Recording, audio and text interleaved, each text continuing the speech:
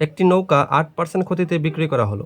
নৌকাটি আরও 8,000 টাকা বেশি দামে বিক্রয় করলে 8% লাভ হতো। নৌকাটির ক্রয় মূল্য কত? আচ্ছা, তাহলে আমরা দেখি 8% ক্ষতিতে বিক্রয় মূল্য কত?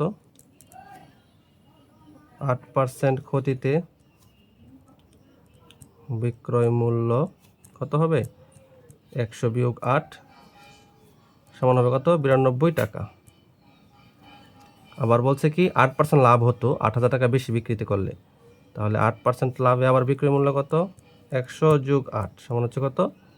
108 টাকা। তাহলে দেখেন এটাও বিক্রয় মূল্য, এটাও বিক্রয় মূল্য। তাহলে দুটো বিক্রয় মূল্যের মধ্যে পার্থক্য বা বিক্রয় মূল্য বেশি কত হয়? বিক্রয় মূল্য বেশি হয় 8% লাভে বিক্রি করলে 108 আর 8% ক্ষতিতে বিক্রি করলে 92। তাহলে দুটোর মধ্যে পার্থক্য হচ্ছে 8 আর 8 16 টাকা। আচ্ছা, তাহলে এখন হবে কি বিক্রয় মূল্য 16 টাকা বেশি হয়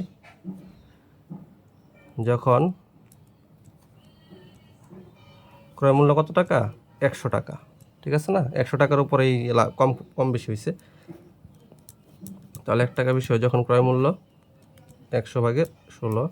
তাহলে বিক্রয় মূল্য বলছে আমার কত বেশি হয়? 8,000 টাকা যদি বেশি বিক্রি করি তাহলে 8,000 টাকা বেশি হয় যখন ক্রয় মূল্য কত? 100 গুণ 8,000 ভাগ হচ্ছে 16। তাহলে 16 দিয়ে কাটলে 5 হচ্ছে 80 আর 2টা শূন্য 500। তাহলে 5 2টা শূন্য আর এখানে 2টা শূন্য এত টাকা। তার মানে কত টাকা? 50,000 টাকা।